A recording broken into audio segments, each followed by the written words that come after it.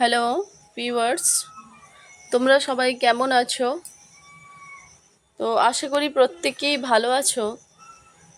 দেখো, আমি আজকে আবারও একটা ভিডিও নিয়ে তোমাদের সামনে চলে এলাম। তো ভিডিওটা যে টপিকটা নিয়ে, সেটা হচ্ছে তোমরা স্ক্রিনেই দেখতে পাচ্ছ যে আইকিউ।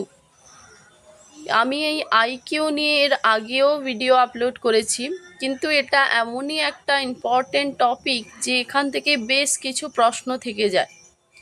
তো যার দরুন আমি কিন্তু আইকিউ টপিক নিয়ে আবারও একটা ভিডিও করছি।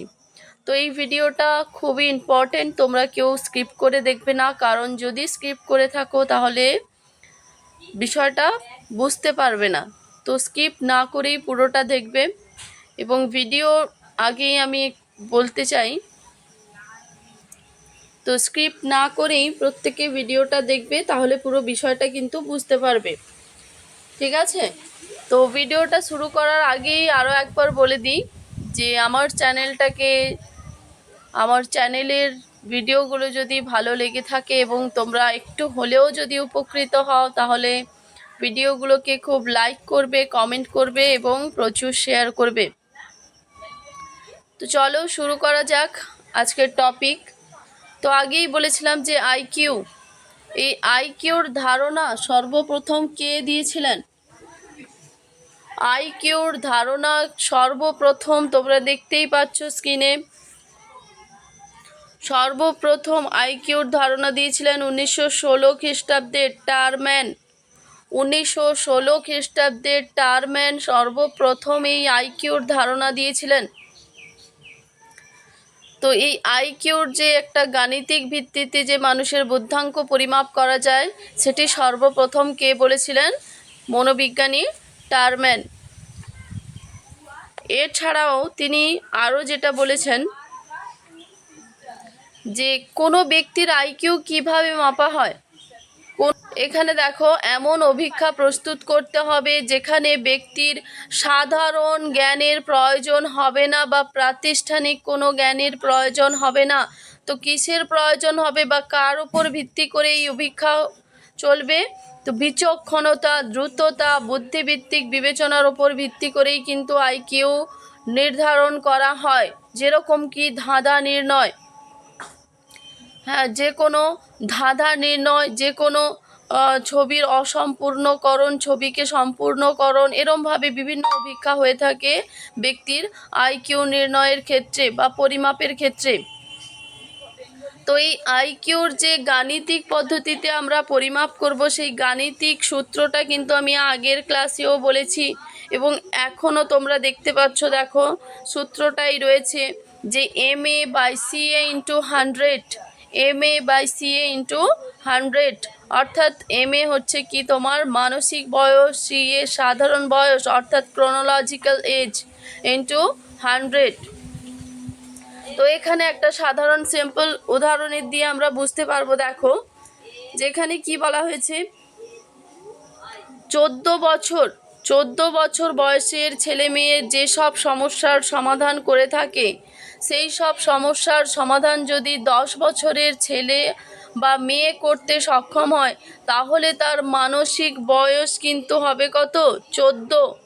মানসিক বয়স দাঁড়াবে কত? 14। আর সাধারণ বয়স তখন কত? 10। এটি হচ্ছে সাধারণ বয়স এবং 14 হচ্ছে মানসিক বয়স অর্থাৎ MA, আর এটা হয়ে যাবে CA অর্থাৎ ক্রোনোলজিক্যাল এজ।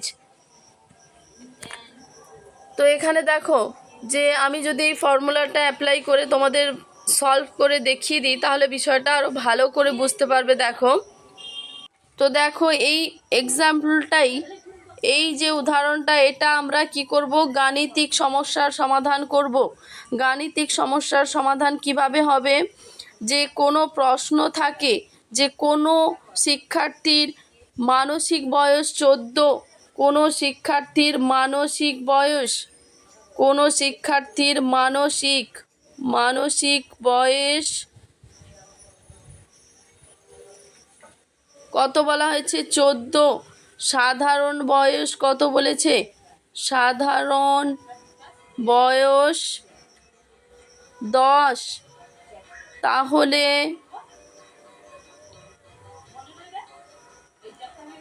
তার আইকিউ কত? ঠিক আছে, তো এরকমভাবে প্রশ্ন থাকে। মানসিক বয়স 14, সাধারণ বয়স 10 হলে তার আইকিউ কত? তো দেখো আমরা আইকিউ কিভাবে বের করব। তো মানসিক, আগে আমরা সূত্র লিখে নেব, MA/CA ইন্টু 100। তো MA আমি এখানে কত বললাম? 14, এবং সাধারণ বয়স কত বলেছি? 10 ইন্টু 100। তো এটাকে কাটাকাটি করলে কত হবে? 10, আর এদিকে এটা ইন্টু করলে কত হচ্ছে? 140।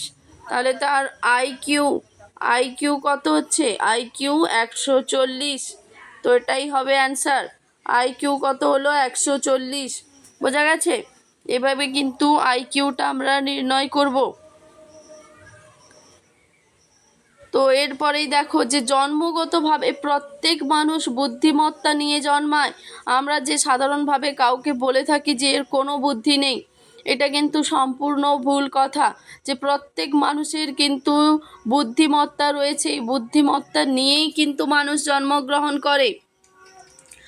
পরবর্তীকালে সেটার যে গ্রোথ কিংবা সেটা যদি থেমে থাকে, বুদ্ধিটার যে বিকাশ হচ্ছে বা বিকাশ হচ্ছে না, সেটা আমরা কিসের ওপর ডিপেন্ড করে? যে মানুষের বুদ্ধির বিকাশ বা সেটা একটা জায়গায় থেমে যাওয়া, সেটা কিভাবে আমরা বুঝতে পারবো?